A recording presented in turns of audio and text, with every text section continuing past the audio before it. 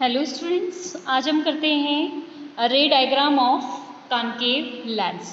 ठीक है, तो कॉनकेव लेंस का जो है आपने पहले कन्वेक्स लेंस का अगर नहीं देखा हो तो प्रीवियस वीडियो जरूर देख लेना। और इसका स्केलेटन, ये जो स्ट्रक्चर है ना, ये कैसे बनाना है वो भी मैंने समझाया हुआ है। अगर ये चीज़ आपको क्लियर हो गई ना तो उसमें कोई भी दिक्कत नहीं आएगी। ठीक है, तो चलिए अब हम इसका रे डायग्राम लेते हैं कॉनकेव लेंस का। तो स्टार्ट करते हैं। फर्स्ट देखो, अब इसमें आपको रूल जो कि मैं प्रीवियस वीडियो में बता चुकी हूँ, आप बेटा प्लीज़ प्लेलिस्ट से सारी वीडियो चेक करें, तभी आपको चैप्टर अच्छे से समझ आएगा। मैं बार बार कह रही हूँ, ठीक है। कई बच्चे कहते हैं कि मैम ये वाला टॉपिक नहीं है, तो आपको मिल जाएगा, आप प्लेलिस्ट चेक करो बेटा, ठीक है। पूरा चैप्टर टॉपिक वाइज है।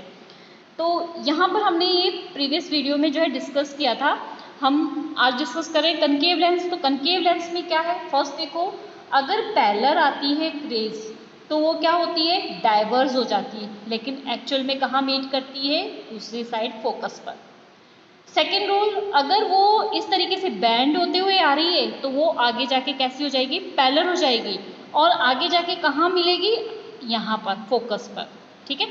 थर्ड रूल जो कि सभी में होता है और इम्पॉर्टेंट, जो ऑप्टिक सेंटर से रेज आ रही है वो ऑप्टिक सेंटर से ही वापस चली जाएगी। ठीक है, तो इसमें हमने ये 3 रूल को फॉलो करना है और इसके अकॉर्डिंग रे डायग्राम बनाना है।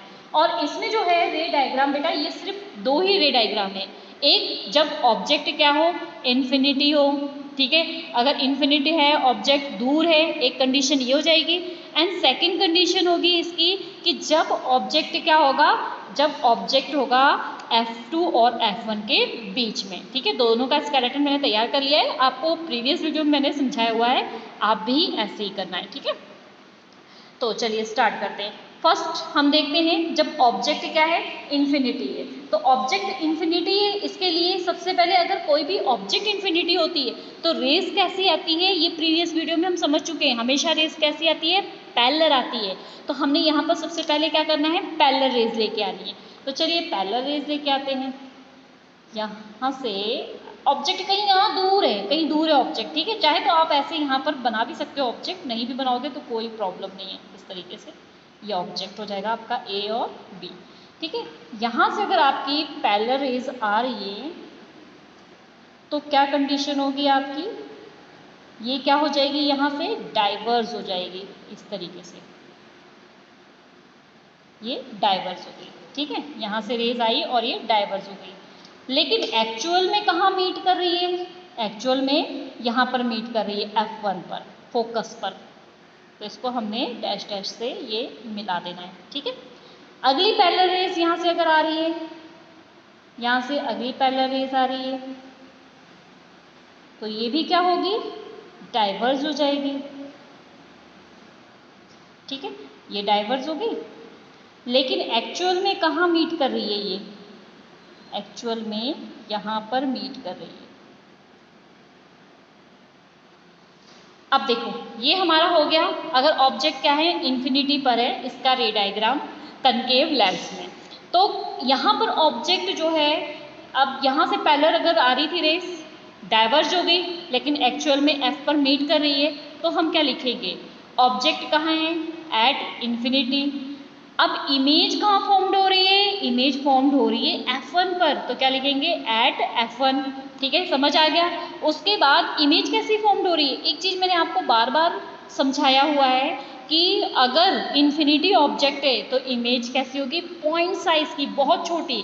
तो क्या लिखेंगे हम, हाईली डिमिनिश और पॉइंट साइज। ठीक है, तो यहाँ बन रही ना हमारी इमेज, ये इस जगह पर यहाँ बन रही ना इमेज, तो ये क्या बन रही है, यहाँ पर पॉइंट साइज की इमेज बन रही है ना। ठीक है, नेक्स्ट है, अब यहाँ पर एक चीज़ याद रखनी है, इमेज कैसी बनेगी, इमेज बनेगी वर्चुअल एंड इरेक्ट। क्यों बन रही है, मैंने आपको बताया ना, लेंस में अगर इस साइड बन रही थी, इस साइड बन रही थी, तो वो कैसी बनेगी, वो कैसी बनेगी, रियल और इनवर्ट।